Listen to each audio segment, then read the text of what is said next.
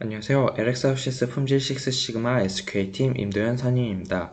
이번에 현장에서 바로 적용할 수 있는 딱 5분 실전 품절 강의로 이번 차수에는 사규 재개정 관리에 대한 이야기를 하고자 합니다. 먼저 교육 순서로는요. 사규 재정, 개정, 해설 관련된 내용하고요. 사규 재개정할 때 양식을 작성하는 방식에 대해서 좀 설명드리고자 합니다. 먼저 사규 재개정 해설입니다.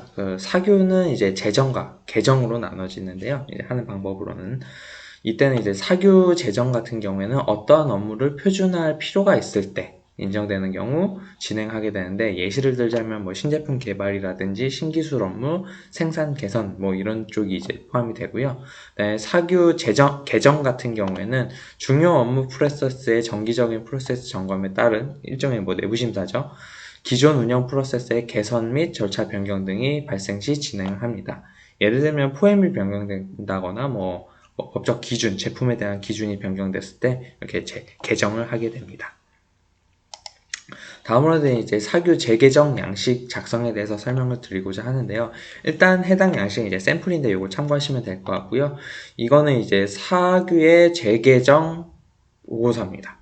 그러니까 사규가 제정되든지 개정될 때 이 해당 양식이 최소한 그 사규의 표지라든가 이런 데 들어가야 되는 내용이고요.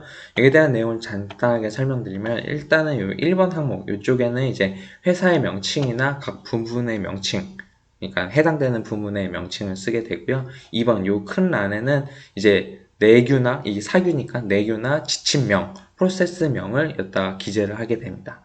그리고 나머지 이쪽 칸에는 이제 이전에 문서관리 교육에서 들으셨던 이제 표준 번호를 기재를 하시고, 최초의 제정일자, 그 다음 개정 차수, 개정일자, 최신의 개정일자를 다 기재하시면 되고요.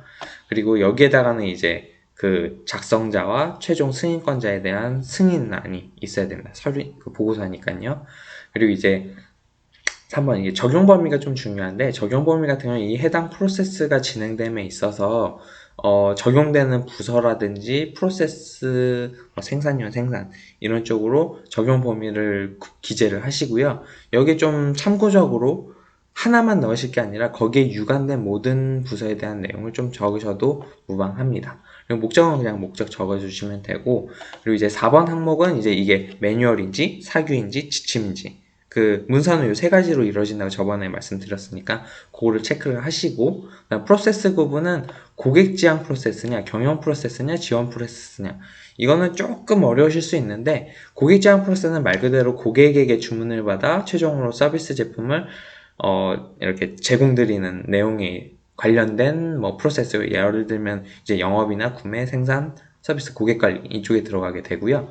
경영 프로세스는 말 그대로 조직의 유지 발전, 미래 성공을 위해 추진하는 1년 활동에서 연구 개발, 그다음 마케팅, 경영기획, 신사업 기획 관련된 내용들이 여기 들어가야 됩니다.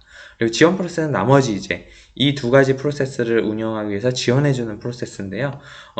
예를 들면 인사교육, 재무회계, 품질 경영 이런 것들이 포함될 수 있습니다. 이렇게 체크를 하시고요. 프로세스 연관도는 선행 프로세스, 후행 프로세스, 그러니까 선행돼야 되는 내용이 뭐가 있고 그 이후로 이 프로세스를 거치면 결과물이 뭐가 나오는지, 그러니까 인풋과 아웃풋을 뜻하고요. 여기에 대해서 이제 수단이 들어가는데 머테리얼이랑 설비가 들어갈 거고, 교육 스킬은 이거는 이적 자원에 대해서 필요한 내용들이 될 거고요. 방법 절차는 말 그대로 방법, 포엠의 메소드 같은 거죠.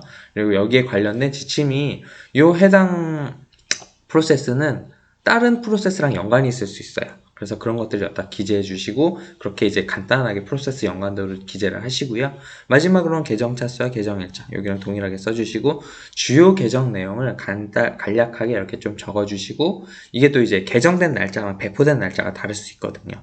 승인되는 날짜가 달라니까요. 그래서 배포일자는 이 승인 완료된 날짜로 해서 이제 배포되는 날짜를 기재해 주시면, 이 최종 그 사규가 제정과 개정이 되었을 때 적용되는 날짜를 여기서 파악하실 수 있게 됩니다.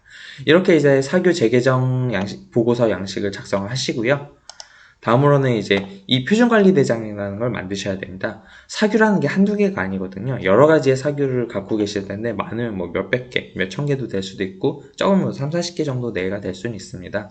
그래서 이제 여기에는 표준번호, 예전에 문서관리번호에 지정된 번호가 되겠고요. 표준명과 그다음 최초 제정일자, 개정일자를 기재하시고 개정은 몇 차에 이루어졌는지, 그리고 해당 프로세스가 만약에 폐기가 된다면 폐기일자에서 비고랑 같은 경우에는 폐기된 사유나 이런 거를 적어주시면 됩니다. 그래서 요 해당 표준관리대장은 사규집 최앞단에 목록표로 써주시면 가장 좋습니다. 그래서 나중에 사규를 검색하는 색인으로 쓰이기 좋거든요. 그럼 이상 이제 지금까지 이제 사규 개정 시 작성돼야 될 사규 개제정 신청 양식과 목록표 작성 실무에 대해서 교육을 했습니다. 사규는 회사의 규칙이므로 이 규칙과 현업의 업무가 일치되게끔 수시로 체크가 필요합니다. 그래서 이렇게 재개정을 수시로 그 담당자들이 현행 프로세스에 맞게 하셔야 되는 게 업무시죠. 이상 이번 차수의 협력사 품질 실무 교육을 마치도록 하겠습니다. 감사합니다.